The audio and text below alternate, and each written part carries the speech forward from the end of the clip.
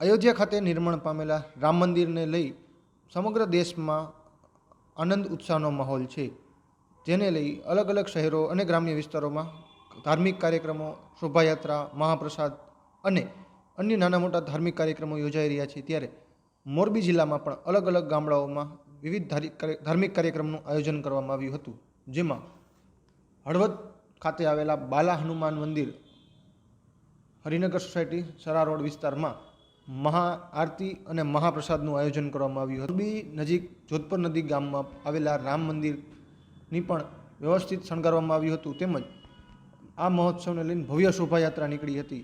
આ શોભાયાત્રામાં ગામ લોકો મોટી સંખ્યામાં જોડાયા હતા અને શ્રીરામના નાદ સાથે આખું ગામ ગુંજી ઉઠ્યું હતું. હળવદ તાલુકાના માનગઢ ગામમાં પણ પ્રાણ પ્રતિષ્ઠા મહોત્સવ નિમિત્તે શોભાયાત્રા નીકળી હતી, જેમાં ગામ લોકો મોટી સંખ્યામાં જોડાયા હતા અને રામ નામના જાપ કરી ખૂબ વાતાવરણ રામમય બનાવી દીધું હતું.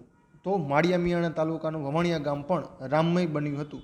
વહેલી સવારથી જ ગામમાં શોભાયાત્રા નીકળી હતી, જે ગામના અલગ અલગ વિસ્તારોમાં ફરી રામ મંદિર ખાતે પહોંચી હતી, જેના કારણે આખું ગામ અયોધ્યામાં પરિણમ્યું હોય તેવા દ્રશ્યો જોવા મળ્યા હતા. તો મોરબી શહેર નજીક આવેલા ત્રિલોકધામમાં અનોખી ઉજવણી કરવામાં આવી હતી.